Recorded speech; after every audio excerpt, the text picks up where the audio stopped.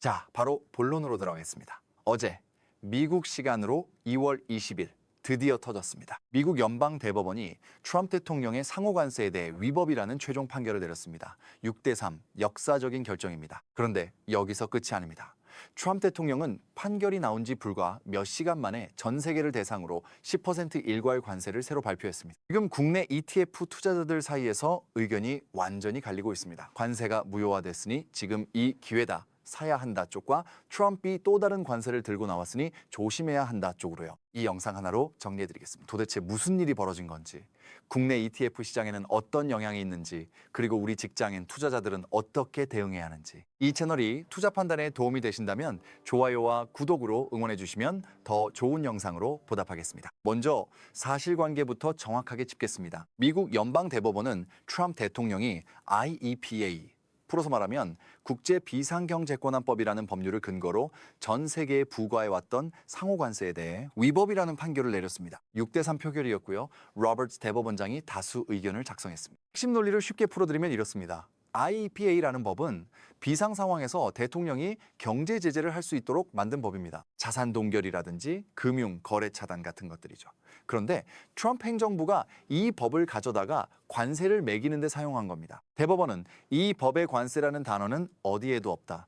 만약 의회가 대통령에게 관세 권한을 주려 했다면 법에 명시적으로 적었을 것이다 라고 못 박은 겁니다. 여기서 주목할 점이 있습니다. 트럼프 대통령이 직접 지명한 보수 성향 대법관 거스츠와 베렛도 다수 의견에 합류했습니다. 트럼프 대통령이 얼마나 화가 났겠습니까? 기자회견에서 그 두 사람은 가족들에게 부끄러운 일을 한 것이라며 맹비난했습니다. 이 판결로 무너진 관세의 범위가 어마어마합니다.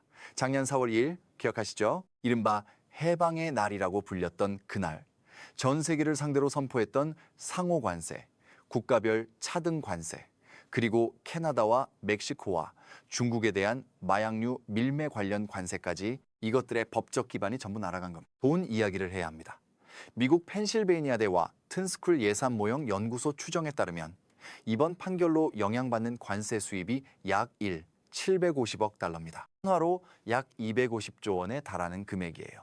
미국 재무장관 비센는 300억 달러라고 주장했지만 어느 쪽이든 천문학적 규모죠. 그런데 대법원은 이미 거둔 관세를 돌려줘야 하느냐에 대해서는 판단하지 않았습니다. 이 부분은 하급 법원으로 넘겼고 트럼프 대통령은 환불 소송은 수년이 걸릴 것이라고 말했습니다. 비센 재무장관은 한술 더 떠서 관세 환불은 기업들에 대한 궁극적인 특혜라며 반대 입장을 분명히 했습니다. 이 750억 달러 환불 문제, 당장은 아니더라도 앞으로 시장에 큰 변수가 될 겁니다. 대법원에서 지긴 했지만 트럼프이 가만히 있을 사람이 아니죠. 판결 직후 바로 반격에 나섰습니다. 새로 꺼내든 카드가 1974년 무역법 122조입니다. 이 법은 국제 수지에 심각한 문제가 생겼을 때 대통령이 최대 15%까지 관세를 부과할 수 있도록 허용하는 법입니다. 트럼프 대통령은 이걸 근거로 전 세계 모든 수입품에 10% 관세를 즉시 부과한다고 발표했습니다. 미국 역사상 이 조항을 실제로 발동한 대통령은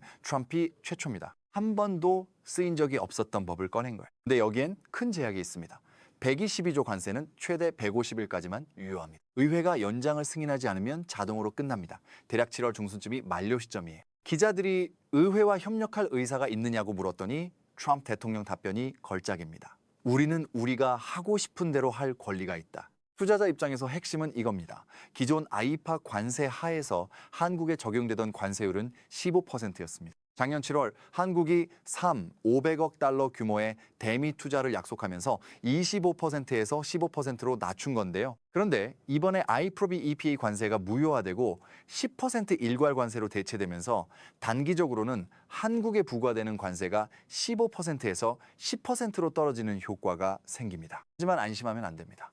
트럼프 행정부는 이미 불공정 무역 관행 조사와 국가안보 위협 조사를 동시에 추진하고 있습니다. 한국의 반도체와 자동차가 이 조사 대상이 될 수 있습니다. 그리고 베센 재무장관은 달라스 경제인 클럽 연설에서 2026년 관세 수입은 사실상 변하지 않을 것이라고 단언했습니다. 관세를 걷는 도구만 바뀌었을 뿐 관세 총액 자체는 유지하겠다는 강력한 의지 표명입니다. 이제 우리 시장 이야기입니다.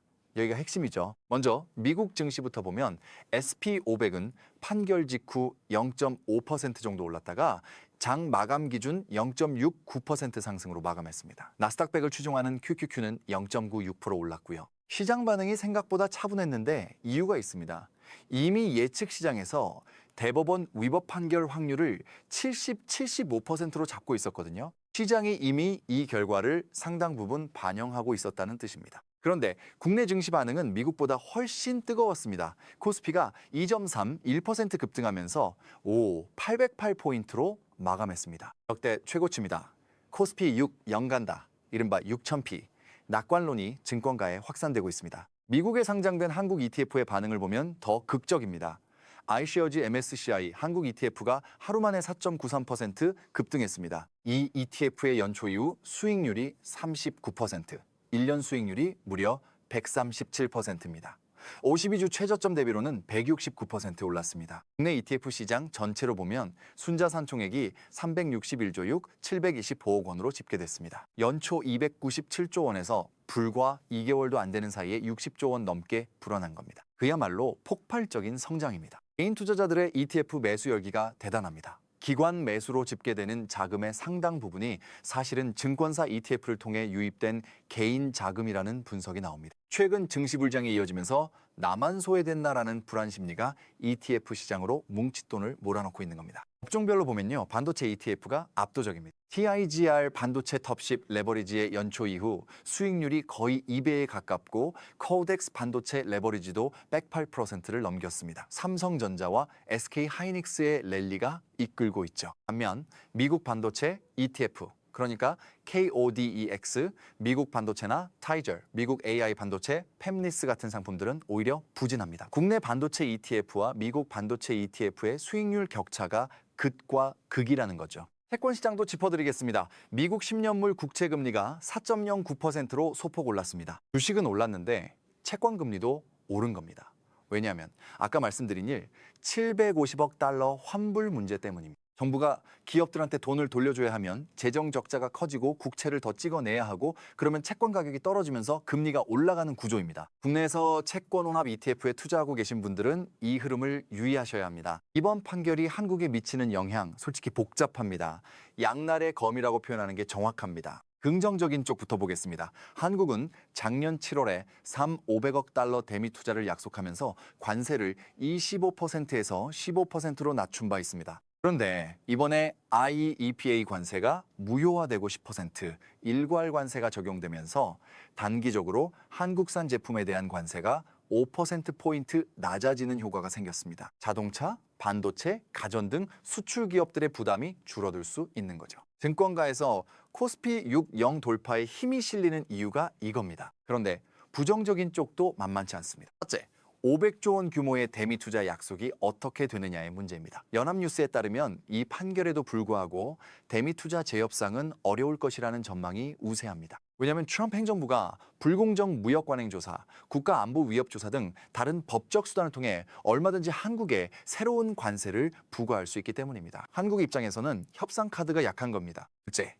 대미투자특별법 문제가 여전히 남아 있습니다. 국회에서 특위가 구성됐지만 법안 통과가 지연되면서 트럼프 대통령이 한국 관세를 25%로 재인상하겠다고 압박한 바 있습니다. 이번 대법원 판결로 아이파 기반 관세는 못 쓰게 됐지만 다른 법률로 25%를 부과하겠다고 나올 가능성을 배제할 수 없습니다. 셋째, 전문가들의 경고입니다. 한국경제연구원장은 오히려 불확실성이 더 짙어졌다고 진단했고 통상 전문가들은 섣부른 재협상 거론은 정 맞을 수 있다고 경고하고 있습니다. 관세 영향을 받는 다른 나라들의 움직임을 보면서 신중하게 대응해야 한다는 겁니다. 기업들 입장에서도 혼란스럽습니다.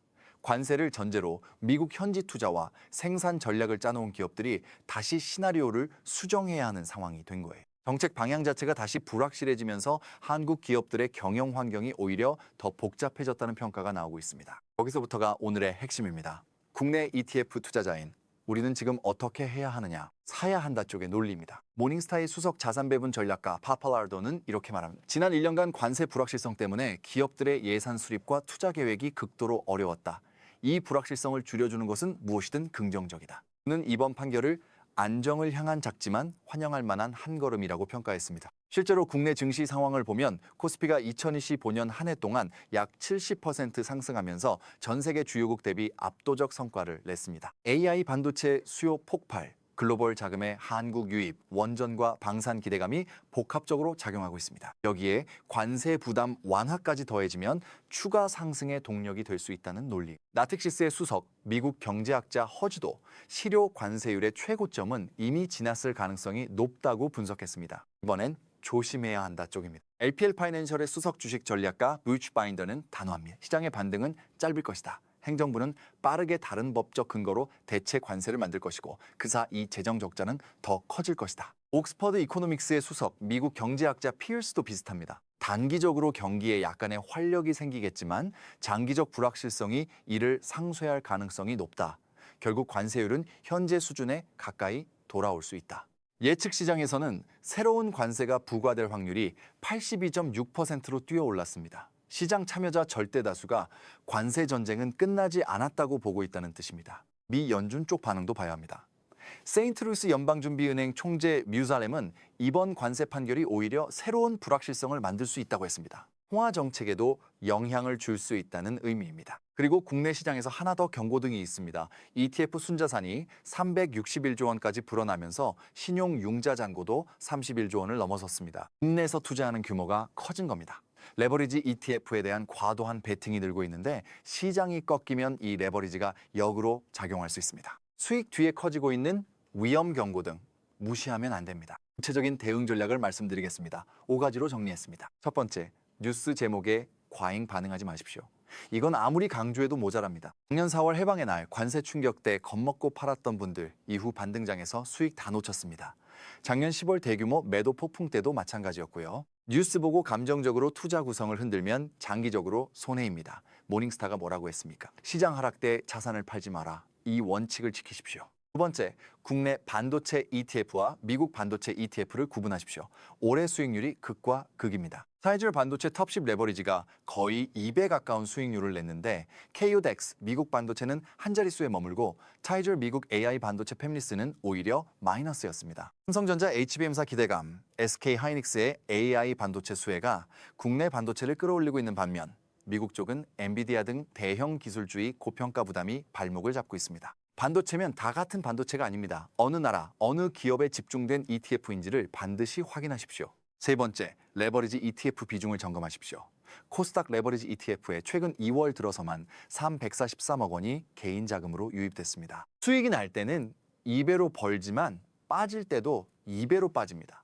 특히 관세 같은 정책 변수는 하루아침에 뒤집어질 수 있습니다. 150일 후 7월 중순에 122조 관세가 만료되면 시장이 다시 크게 흔들릴 수 있습니다. 레버리지 비중이 전체 투자금의 12%를 넘는다면 지금 비중 조정을 고려하시는 게 좋습니다. 네 번째, 채권원합 ETF에 주목하십시오. 채권원합형 ETF 순자산이 사상 처음으로 10조 원을 돌파했습니다. 2014년 말 2조 604억 원에서 10조 741억 원으로 급증한 겁니다. 특히 연금 계좌 안에서 공격적으로 투자하면서도 변동성을 줄이고 싶은 분들에게 이 상품이 인기를 끌고 있습니다. 주식 비중을 일정 수준 담으면서도 채권으로 완충 역할을 해주기 때문에 지금 같은 불확실한 구간에서 매력적인 선택지가 될 수 있습니다. 다섯 번째, 7월 중순을 달력에 표시해 두십시오.